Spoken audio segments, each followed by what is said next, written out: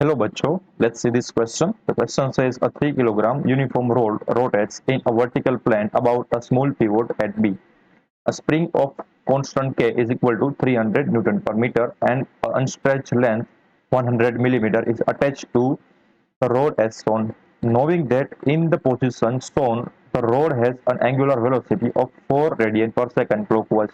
Determine the angular velocity of the rod after it has rotated through 180 degree and take the value of g is equal to 10 metre per second square. तो हमारे पास एक road given है A N C जिसकी length है 450 mm diagram में given है and initially ये state में थी जिसका जो रोड है उसका जो एक सी पॉइंट एंड पॉइंट उसके साथ एक स्प्रिंग जुड़ी हुई है एंड वो स्ट्रेच पोजीशन में है। ठीक है, क्योंकि जो अनस्ट्रेच लेंथ है स्प्रिंग की वो 100 मिलीमीटर है, राइट। तो यहाँ से ये जो पॉइंट है वो हमें गिवन है 150 मिलीमीटर, ये वाला पॉइंट हमें गिवन है 200 मिलीमीटर, यानी कि 100 मिलीमीटर से ये उसकी लेंथ होगी ये वाली। ठीक है, पाइथागोरस रूल से वो कुछ ज्यादा ही आने वाली है, तो हम बता सकते हैं ये स्ट्रेच पोजीशन में इनिशियल कंडीशन है। यहाँ पर से मान लो कि आपके हाथ ने इस डायरेक्शन में उसको रोका हुआ था एफ फोर्स देके, ठीक है, यहाँ पर कुछ आपके हाथ द्वारा फोर्स लग रहा है एंड उसको यहाँ पर रोका हुआ है, ये हमारी इनिशियल पोजीशन है। एंड और क्या गिवन है, ये जो बी पॉइंट है वहां पर रोड को पिवट किया गया है, यानी कि हिंज किया गया है, फिक्स किया गया है, ताकि ये जो रोड है उसके अबाउट सिर्फ फ्रिक्शनलेसली मूव कर सके, गोल घूम सके और कुछ नहीं कर सके। ट्रांसलेशन मोशन इस केस में जीरो है कोई भी पोजीशन पे। ठीक है, इस रोड की ओवरऑल रोड की, तो इसका सेंटर ऑफ मास है वहां से बी पॉइंट थोड़ा सा ऑफ है। ठीक है, तो हमें बताना है कि जब ये सिस्टम रिलीज की जाएगी एंड देन क्या होगा कि ए पॉइंट रोटेट करना स्टार्ट कर देगा। तो जो ए पॉइंट है वो 180 डिग्री का रोटेशन कंप्लीट करे एंड यहां से यहां आ जाए, फॉर एग्जांपल लेट्स से यहां पर तभी तो ये 180 डिग्री होगा ना, 180 डिग्री एंगल। तब इस पॉइंट पर ए की एंगुलर वेलोसिटी क्या होगी, राइट, ये हमारा क्वेश्चन है। तो देखा जाए तो इस क्वेश्चन में सिर्फ आपका लॉजिकल थिंकिंग ही तो काफी शार्प होना चाहिए। ठीक है, इसमें कुछ कैलकुलेशन करने की रिक्वायरमेंट है नहीं हमारे इस प्रॉब्लम में। ठीक है, इमेजिनेशन करो तो भी आपका आंसर आ जाएगा। तो हम इस प्रॉब्लम में जो की कंसेप्ट यूज करने वाले हैं, आपको एक कंसेप्ट देता हूं, यानी कि कंसेप्ट हम लिखने वाले हैं जो कि हम गिवन होता है डेटा एनालिसिस का। ठीक है, डेटा एनालिसिस या फिर ओनली एनालिटिकल मेथड का यूज करने वाले। क्यों? क्योंकि यहाँ पर हमें कैलकुलेशन की कोई रिक्वायरमेंट है नहीं, क्योंकि काफी सारे क्वेश्चन में आपको ऐसा भी सॉल्यूशन मिलेगा कि वहां पर आपको कोई भी तरह की कैलकुलेशन रिक्वायरमेंट नहीं है। आपको अगर टाइम वेस्ट ही करना है तो बात अलग है, बट अगर आपको कोई टाइम मैनेजमेंट में ये प्रॉब्लम को सोल्व करना है तो थोड़ा सा एनालिसिस कर लो, राइट। तो क्या हो रहा है कि ये जो थोड़ा सा रफ कर देता हूँ, हमारे पास इनिशियली कितनी एनर्जी होगी सिस्टम की में स्टोर्ड एनर्जी कितनी होगी देख लो। तो हमें पहले तो क्वेश्चन में गिवन है कि सारी के सारी जो चीजें है वो फ्रिक्शनलेस है, कहीं पे भी फ्रिक्शन का जिक्र नहीं किया गया है, तो सारी के सारी चीजें हम फ्रिक्शनलेस अज्यूम करते हैं। फ्रिक्शनलेस होने की वजह से यहाँ पर मैं यूज कर सकता हूँ, मैं सेकंड यहाँ पर लिख सकता हूँ, ये फर्स्ट है एंड सेकंड वो होगी एनर्जी कंजर्वेशन लो। ठीक है, तो आपको सिर्फ ये वाला इक्वेशन ही याद रखना है, एनर्जी कंजर्वेशन लो। तो इनिशियली सिस्टम की एनर्जी क्या थी, तो मैं यहाँ पर लिख देता हूँ, इनिशियली सिस्टम की एनर्जी ई थी, कितनी होगी आप कंसिडर कर लो, देख लो एंड फर्दर एक अज्यूम कर लो यहाँ से, ये जो एक्सिस है वो आपकी रेफरेंस एक्सिस है। ठीक है, क्योंकि इस एक्सिस में पॉइंट बी है, वो पॉइंट बी के अराउंड रोटेट हो रहा है, तो आप इसको रेफरेंस एक्सिस मान लो। वहां पर पोटेंशियल एनर्जी कितनी होगी रोड की, जीरो। ठीक है, अब आपको कोई भी टाइम की इस रोड की एनर्जी चाहिए होती होगी, तो उस रोड के पास कितने टाइप की एनर्जी होती, दो टाइप की, पहली तो होगी काइनेटिक एनर्जी, दूसरी होगी पोटेंशियल एनर्जी। एंड पूरे सिस्टम की अगर एनर्जी निकालनी हो तो क्या करेगा, तो हम total energy of the road निकाल लेंगे and energy of the spring निकाल लेंगे। ठीक है, तो ये मासलेस स्प्रिंग है तो इसकी वजह से जो एनर्जी आएगी वो सिर्फ उसकी पोटेंशियल एनर्जी होगी जो कि स्टोर एनर्जी कहलाती है, ठीक है। तो यहाँ पर लिख देता हूँ टोटल सिस्टम की energy E can be given by kinetic energy of the road सिर्फ किसी भी टाइम पर, plus potential energy of the road जिसको मैं वी डिनोट करता हूँ, प्लस और क्या बचेगा, स्प्रिंग में भी कुछ एनर्जी स्टोर हुई होगी ना, तो उसको मैं यू से डिनोट करता हूँ यू। अब यहाँ पे मैं लिखता हूँ उसका expression, kinetic energy of the road किसी भी इंस्टेंट पर क्या होनी चाहिए 1/2 आई ओमेगा स्क्वायर, क्योंकि वो सिर्फ यो रोटेशनल मोशन कर रहा है, ट्रांसलेशन मोशन जीरो है, तो यहाँ पर काइनेटिक एनर्जी आएगी 1/2 omega square. Potential energy of the road zero सिर्फ इसी एक्सिस पर ही होगी, क्यों, क्योंकि यहाँ उसका सेंटर ऑफ मास है वो यहाँ पर है, उसको मैं बोल देता हूँ पी। अब जैसे ही यहाँ से छोड़ दोगे इस ए पॉइंट को, तो उस ऊपर की तरफ जाना स्टार्ट कर देगा, यानी कि पी पॉइंट भी ऊपर जाना स्टार्ट कर देगा, तो कुछ पोटेंशियल एनर्जी उसकी वजह से आएगी, तो यहाँ पर मैं लिख देता हूँ mgh, ठीक है। तो इसके लिए पोटेंशियल एनर्जी हर वक्त जीरो नहीं होगी, बट इस एक्सिस पर ही जीरो होगी, रेफरेंस एक्सिस पर जीरो होगी, plus potential energy of the spring वो क्या लिखा जाता है 1/2 के टाइम्स डेल्टा एक्स का स्क्वायर। डेल्टा एक्स है कंप्रेशन या फिर उसका जो रिलीज इंक्रीमेंट है वो, ठीक है, लेंथ में। तो इतनी टाइप की एनर्जी का एडिशन क्या होना चाहिए, कांस्टेंट होना चाहिए ना। ई तो क्या हो रही है, हर जगह कांस्टेंट ही होने वाली है, क्योंकि यहाँ पर फ्रिक्शन नहीं है, कोई फोर्स नहीं लग रहा है, कोई टॉर्क नहीं लग रहा है, तो लेफ्ट हैंड साइड है वो कांस्टेंट रहने वाली है ऑलवेज, कोई भी टाइम पर, ठीक है। इसलिए मैं आपको ये वाले टेक्निक को अपना कंसेप्ट बता रहा हूँ, ठीक है। तो आपको सीखने में आसानी हो, समझने में भी आसानी होगी। ऐसे टाइप को क्वेश्चन को आप एनालिटिक मेथड से भी बना सकते हो, आंसर ला सकते हो। तो इनिशियली जो एनर्जी होगी वो क्या होगी, stored energy in the spring, जो कि कांस्टेंट रहने वाली है। तो लेट्स सपोज जब ये स्टेट में था तो स्प्रिंग कुछ स्ट्रेच हुई होगी, तो उसकी वजह से जो इनिशियल एनर्जी थी वो क्या थी, क्या होगी 1/2 के डेल्टा एक्स इनिशियल का स्क्वायर। में कुछ भी नहीं निकलना है, ठीक है। आपको ये सिर्फ जानकारी के लिए ही, आप यहाँ पर ये ना लिखो तो भी बेटर है, कोई दिक्कत वाली बात नहीं। आपको सिर्फ कंसेप्ट याद होना चाहिए कि क्या हो रहा है, आपको ये फिजिक्स इसके बिहाइंड क्या है वही पता होना चाहिए, ठीक है। मैथमेटिक्स की यहाँ पर कोई रिक्वायरमेंट है नहीं। तो ये चीज होने वाली है कांस्टेंट।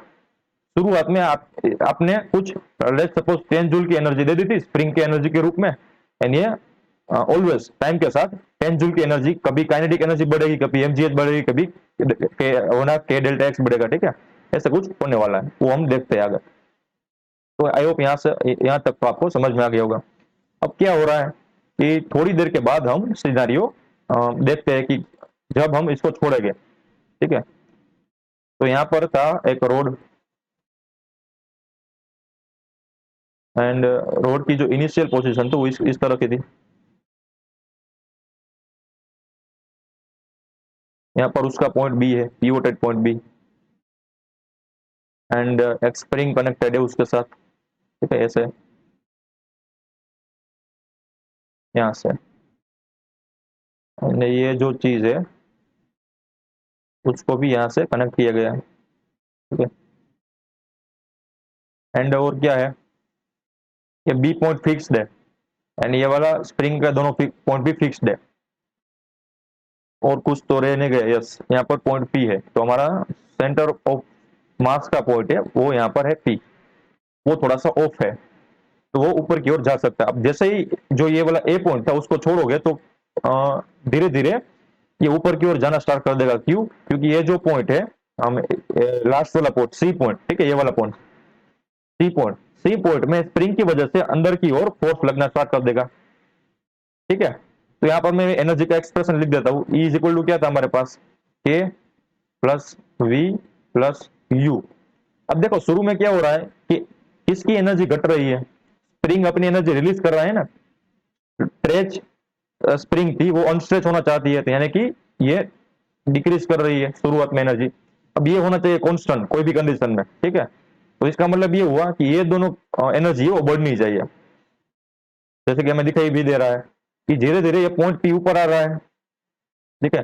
तो उसकी जो रोड की जो एमजीएस था वो बढ़ रहा है, एंड ओमेगा भी बढ़ रही है, इसका मतलब काइनेटिक एनर्जी भी बढ़ रही है, ठीक है। सॉरी ये के नहीं घट रही है, ये वाली यू वाली, ठीक है, you spring of spring energy. के तो काइनेटिक एनर्जी थी ना, तो वो इंक्रीज होगी, एंड पोटेंशियल एनर्जी थी वो भी इंक्रीज होगी। ठीक है, तो यहाँ पर मैं ऊपर भी लिख देता हूँ स्प्रिंग एनर्जी, ताकि डिस्टिंग्विशेबल हो। ओके, तो स्प्रिंग की एनर्जी शुरुआत में डिक्रीज हो रही है। अब एक टाइम तो ऐसा आएगा ना कि स्प्रिंग अपनी इनिशियल लेंथ को अचीव कर लेगा, तो उस टाइम क्या होगा, स्प्रिंग की टोटल एनर्जी हो जाएगी 0। ठीक है, तो शुरुआत में मैं यहाँ पर लिख देता हूँ, शुरुआत में एनर्जी क्या थी, शुरुआत में एनर्जी थी ओनली पोटेंशियल एनर्जी थी 0। ठीक है, इस टाइम पर जब हमने इसको पकड़ रखा था, तो पोटेंशियल एनर्जी क्या थी, mgl 0 थी। तो शुरुआत में क्या थी, काइनेटिक एनर्जी थी एंड कुछ स्प्रिंग की एनर्जी थी। तो ये बात याद रखना, इक्वेशन इसको मैं फर्स्ट बोल लेता हूँ। ठीक है, ये वाले केस में एनर्जी कितनी थी टोटल सिस्टम के पास, तो k plus you, let's suppose. ठीक है, अब क्या होगा, अब देखो ओमेगा की स्पीड ये बढ़ा, एक टाइम ऐसा आएगा कि ये जो स्प्रिंग है वो अनस्ट्रेच हो चुकी होगी। तो यहाँ पर वापस मैं उसको डायग्राम ड्रॉ कर देता हूँ, एंड ये जो पॉइंट था ये हमारा बी पॉइंट है, रोड थोड़ा सा ऐसा हो चुका होगा, ये वाला इस टाइप का। ठीक है, थोड़ा सा मैं पीछे की ओर ये बनाता हूँ, तो जो रोड था वो यहाँ पर आ गया होगा, ऐसे कुछ।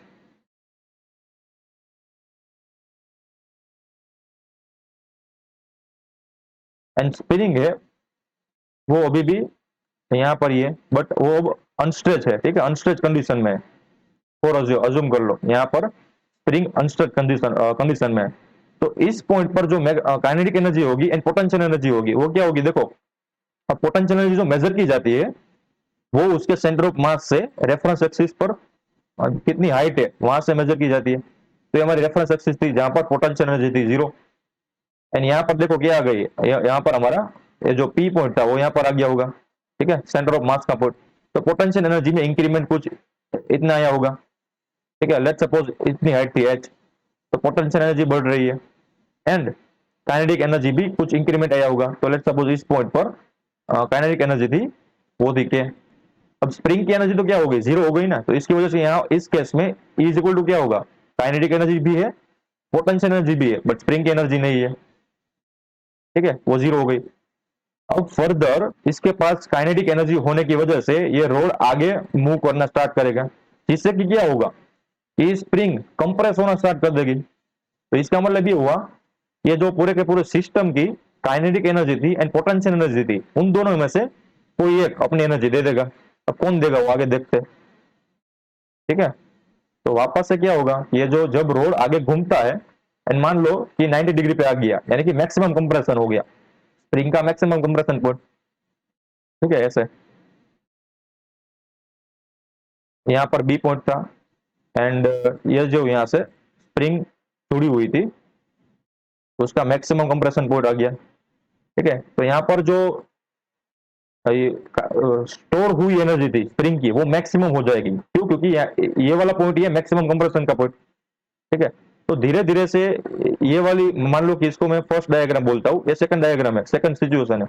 अब सेकंड सिचुएशन में से थर्ड केस में आ जाएगा, तब स्प्रिंग अब एनर्जी लेना स्टार्ट कर देगी। ठीक है, एनर्जी गेन करेगी।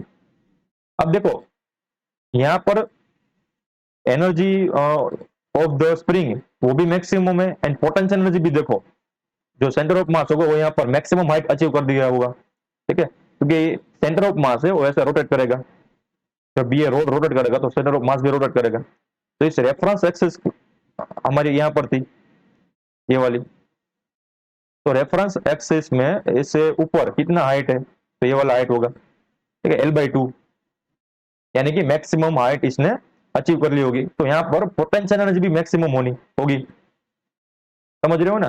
तो V भी यहाँ पर मैक्सिमम है, एंड U भी यहाँ पर मैक्सिमम है, तो काइनेटिक एनर्जी क्या होगी, मिनिमम होगी ना। तो इसका मतलब ये हुआ कि इस पॉइंट पर काइनेटिक एनर्जी होने वाली है मिनिमम। तो हमारा जो सेकंड पॉइंट था ना, ये वाले काइनेटिक एनर्जी, वो वही हमारी मैक्सिमम काइनेटिक एनर्जी सभी केस में।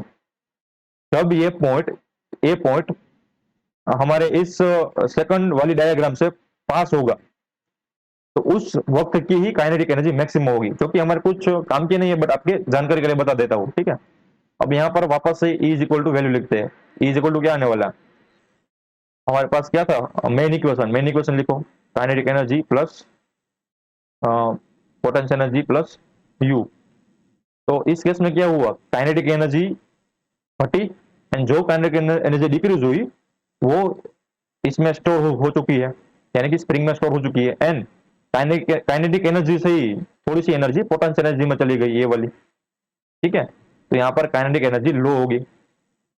अब जैसे ही वापस से, अभी भी काइनेटिक एनर्जी है, ठीक है, जीरो नहीं है, इसका मतलब अभी भी ये इस डायरेक्शन में रोटेट करना स्टार्ट करेगा कोई ओमेगा से। काइनेटिक एनर्जी यहाँ पर जीरो नहीं हुई है, तो अब नया कैसे आएगा, अब देखो जैसे ही ये घूमता हुआ वापस से लेट सपोज ये वाले पॉइंट पर आ जाएगा, ये वाले पॉइंट पर, ठीक है, 180 डिग्री एंगल बना देगा। तो मैं लास्ट डायग्राम ड्रॉ करता हूं। तो उस केस में भी शुरुआत में क्या होगा कि ये जो स्प्रिंग है वो एनर्जी रिलीज करना स्टार्ट कर देगी। ठीक है, ये जो कंप्रेस हुई थी स्प्रिंग, अब वो क्या करेगा, अब रिलीज होना स्टार्ट कर देगी। तो ये जो सी पॉइंट था उसको धक्का मारेगी, इसकी वजह से काइनेटिक एनर्जी हाई होगी। एंड धीरे धीरे से ये वाला पॉइंट है उसका सेंटर ऑफ मास का पॉइंट, पी पॉइंट, वो डिक्रीज हो रहा है। तो इसका मतलब पोटेंशियल एनर्जी भी डिक्रीज हो रही है। तो ओवरऑल देखा जाए तो काइनेटिक एनर्जी मैक्सिमम हो रही है। ठीक है, तो मैं उसकी पहले एक इंटरमीडिएट डायग्राम ड्रॉ कर देता हूं कि जब ये रोड था वो ऐसी डायरेक्शन में आ जाएगा, ये वाली, तब क्या होगा, तब देखो ये जो बी पॉइंट था यहाँ पर होगा एंड यहाँ पर हमारा स्प्रिंग थी। ठीक है, ठीक है, तो स्प्रिंग इस केस में भी अब देखो यहाँ पर आ जाएगी तो अनस्टेट पोजीशन में आ जाएगी, अपनी पूरे का पूरी जो एनर्जी स्टोर हुई थी वो इस रोड को दे देगी। ठीक है, एंड यहाँ पर हमारा बी पॉइंट था, पिवोटेड पॉइंट, जो कि हमारा रेफरेंस पॉइंट था, ये वाला। ठीक, एंड ये हमारा पी पॉइंट था। तो शुरुआत में ये थर्ड वाली डायग्राम है। ठीक है, एमजीएच हाई था, वो लो होने वाला, एमजे यानी कि potential energy due to the gravitational force. तो पहले यहाँ पर था उसका मास, सेंटर ऑफ मास, अब इतनी हाइट पर है, तो उसका मतलब ये हुआ कि एमजीएच घट रही है। ठीक है, तो यहाँ पर वापस से मैं एनर्जी का इक्वेशन लिखता हूँ, K plus V plus U. इस केस में क्या हो रहा है, इस केस में जो potential energy due to the spring है वो जीरो होने हो गई है, क्योंकि अनस्ट्रेच पोजीशन में आ गई है। तो ये वाली एनर्जी जीरो हो चुकी है। ठीक है, तो सिर्फ यहाँ पर एक पोटेंशियल एनर्जी है due to this H height and kinetic energy है जो कि होगी इस केस में मैक्सिमम। अब फाइनली जो ये यहाँ से 180 डिग्री का एंगल कंप्लीट करेगा, तब स्प्रिंग वापस से स्ट्रेच होना स्टार्ट कर देगी। ठीक है, मैंने वो सेम फिगर बनाएगी फर्स्ट वाली, बट ऑपोजिट डायरेक्शन में। तो हमारे पास ऐसे कुछ फाइनली मिलेगा। ये रोड इस डायरेक्शन में आ गया कंप्लीटली, 180 डिग्री का साइकिल कंप्लीट कर दी, एंड यहाँ पर आ गया हमारा जो स्प्रिंग था वो।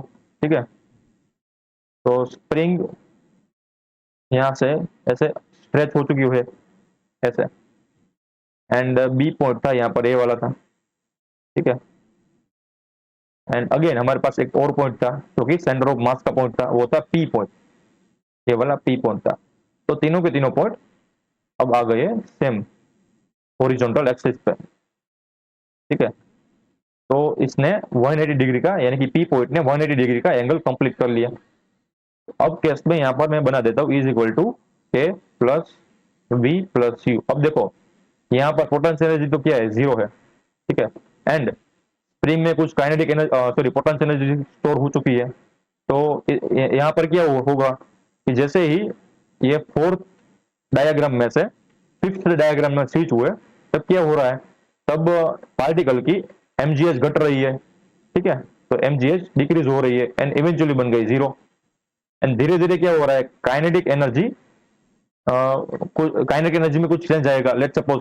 ठीक है, जो भी चेंज आएगा, बट काइनेटिक एनर्जी जीरो नहीं हो रही है। ठीक है, एंड प्लस जो पोटेंशियल डिक्रीमेंट हुआ, पोटेंशियल एनर्जी में डिक्रीमेंट हुआ, उतना ही इंक्रीमेंट किसमें होना चाहिए, स्प्रिंग की पोटेंशियल एनर्जी में, क्योंकि स्प्रिंग अब स्ट्रेच होने वाली है। तो यहाँ पर आएगा यू।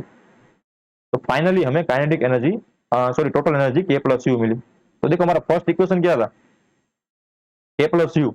फाइनल इक्वेशन क्या मिला, के प्लस यू, यानी कि टोटल एनर्जी सेम हो रही है कोई भी इक्वेशन के बाद। तो हम लिख सकते हैं कि there is no change in there is no change in energy, hence no change in angular velocity at this point, ठीक है, at this point।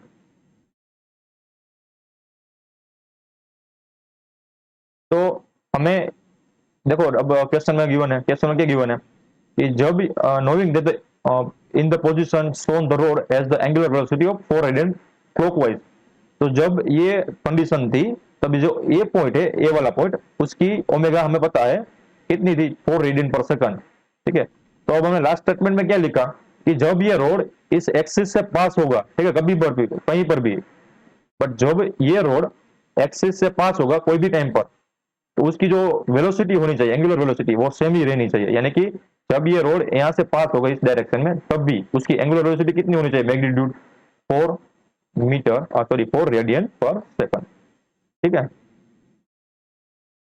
क्योंकि इस पॉइंट पर, पर्टिकुलर पॉइंट पर, यानी कि इस लाइन पर, पूरे के पूरी लाइन पर एनर्जी कंजर्व्ड है, तो जितनी वेलोसिटी इनिशियल थी उसी लाइन पर उतनी ही फाइनल होनी चाहिए। यहां पर लिख देता हूं, omega is equal to 4 radian per second after 180 degree rotation, ठीक है। तो ये हमारा आंसर आ गया। I hope you understood it well, best of luck.